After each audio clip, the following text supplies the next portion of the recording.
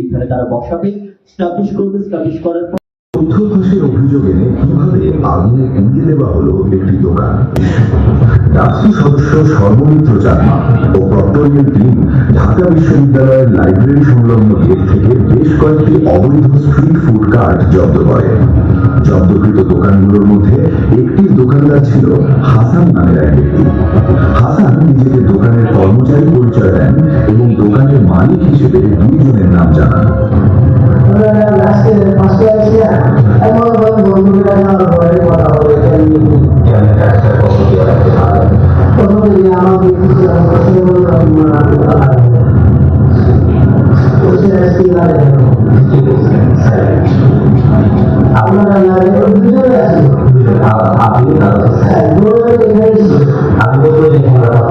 তারা হলেন বিজয় ৭১ হলের ২০২২-২৩ সেশনের শিক্ষার্থী ও হল ছাত্র দলের যুগ্ম আহ্বায়ক সৈয়দ হাসান সাদ এবং অন্যজন জহুরুল হক হলের ২০২২-২৩ সেশনের শিক্ষার্থী আবিদ আব্দুল্লাহ।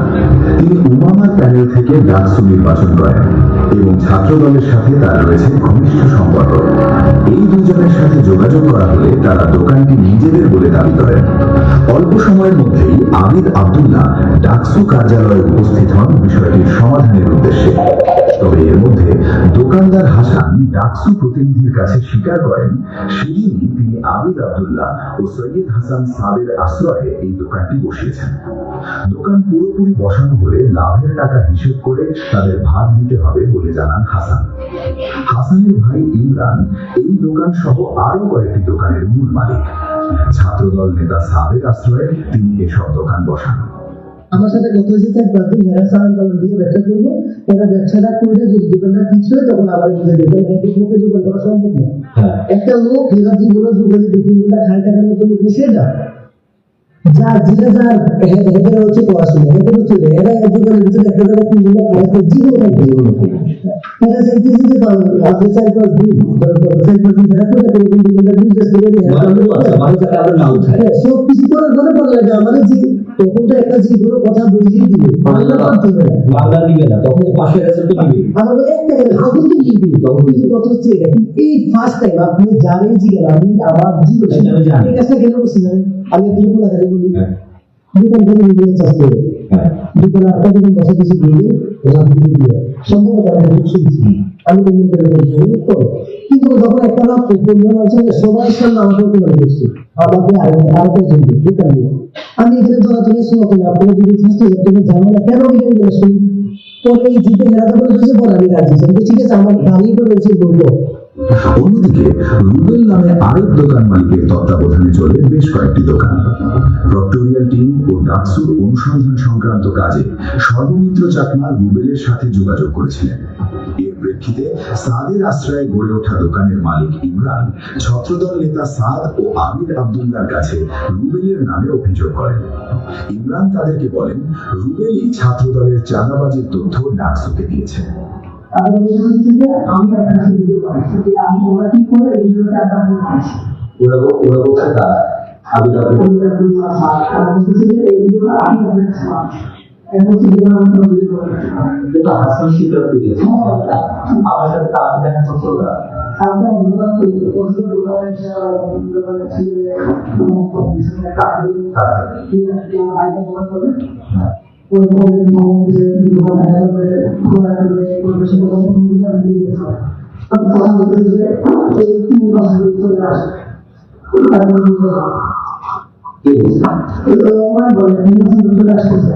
আমরা একটু থাকবো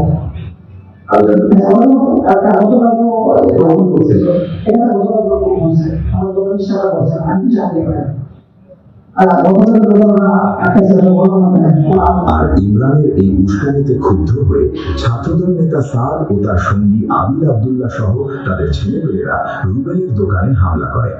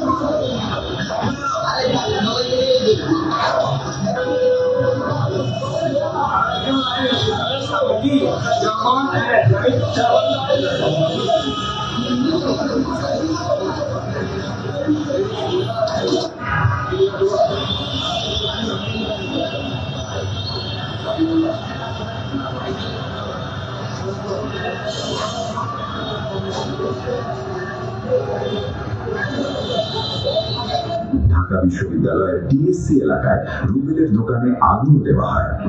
প্রত্যক্ষদর্শীদের ভাষ্য মতে আবিদ ও সাদের লোকজন দোকানটি পুড়িয়ে দেয়।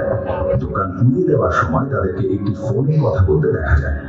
ফোন কলে অপর পাশ থেকে বলা হয় পুড়িয়ে দাও।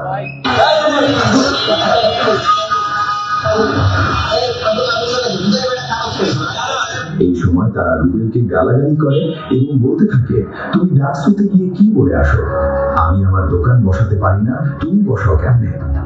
প্রক্টোরিয়াল টিম আগুনে দোকান পুড়িয়ে দেওয়ার ঘটনায় জড়িতদের পরিচয় সংগ্রহ করেন। তাদের মধ্যে রয়েছেন বিজয় ৭১ হল ছাত্র দলের যুগ্ম আহ্বায়ক সৈয়দ হাসান সাদ, জহুরুল হক হলের আবিদ আব্দুল্লাহ, রাতুল চাইনিজ ল্যাঙ্গুয়েজ ২২-২৩ সেশন, কাউসার মাহমুদ ফার্সি ২২-২৩ সেশন এবং সানি সরকার রাষ্ট্রবিজ্ঞান ২২-২৩ সেশন সহ আরো কয়েকজন।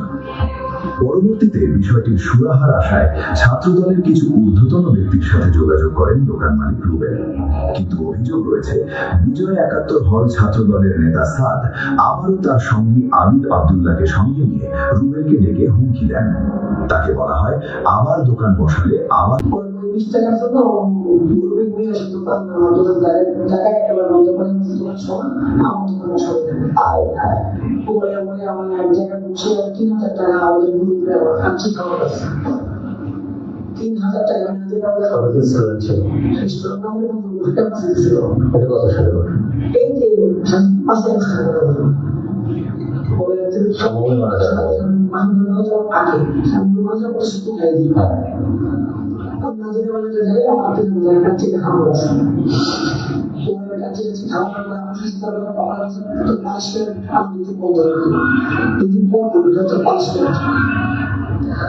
তার সাথে আমার ডিলে গেছেন কেন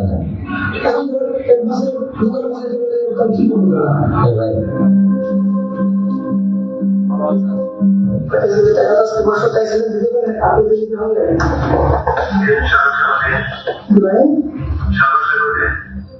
আচ্ছা ঠিক আছে আমাদের একটা করে দিন ঘোষণা দিলে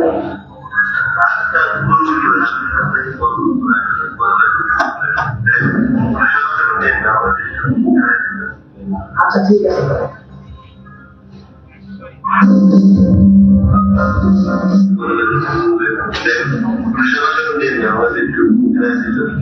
আচ্ছা ঠিক আছে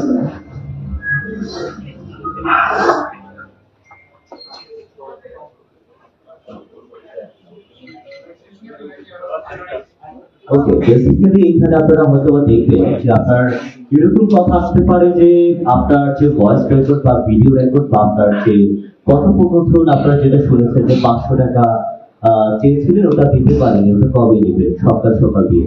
তো এখন এটা হয়তো বা এরকম ভাবে দাবি করাও যেতে পারে যে ভয়েসটা অন্য কারোর, এটা প্রমাণটা আমরা অন্যভাবে সাজিয়েছি জাস্ট পাঠানোর জন্য। আপনারা লাস্টে দেখেছেন যে এখন তার নাম্বারটা দেখা যাচ্ছে এই যে কাউসার ভাই 0174005 এভাবে দেখা যাচ্ছে। ওকে, তো বেসিক্যালি এইটাই হচ্ছে মূল ঘটনা। এবং এইখানে রুবেলের দোকান কিভাবে আপনার পুরানো হলো সেই বিষয়ে আসে। মূলত এখানে হাসান নামে হচ্ছে আপনার তথাকথিত কর্মচারী যারা আপনার যে আপনার দাবি করে যে দোকানটা আপনার সাদ এবং আবিদ আব্দুল্লাহ, তাদের দোকানটা ধরার পর তিনি দাবি করেন যে দোকানটা সম্পূর্ণভাবে সাদ কিনে নিয়েছে। পরে সাদকে কল দেওয়ার পর সাদ ছিল টিউশনে, সে আমাকে বলে যে দোকানটার মূল্য একরকম আর আমাকে হাসান বলে আরেক রকম। তো তথ্যের মধ্যে যে একটা ঘাটতি সেটা আমি দেখতে পাই। তথ্যের ঘাটতির পরে আমরা এখানে ডাকসুতে নিয়ে আসি। ডাকসুতে নিয়ে আসার পর তাকে বিভিন্ন ভাবে কথা বের করে বিভিন্ন কৌশল অবলম্বন করার পর সে আমাকে জানায় যে আজকে প্রথম তারা দোকানটা লাগিয়েছে এবং দোকানটা মূলত সাদ এবং আবিদ আব্দুল্লাহ তারা কেউ কিনেনি, মূলত আপনার 4-5 দিন তারা এখানে তারা বসাবে, স্টাবলিশ করবে। স্টাবলিশ করার পর যখন আমরা তথ্যটি থেকে শুরু করে ডাকসু থেকে শুরু করে প্রশাসন জানবে যে এটা আপনার সুরেদের দোকান, তখন আপনার তারা প্রতিনিয়ত ওখান থেকে 500-1000 টাকা করে টাকা নিবে।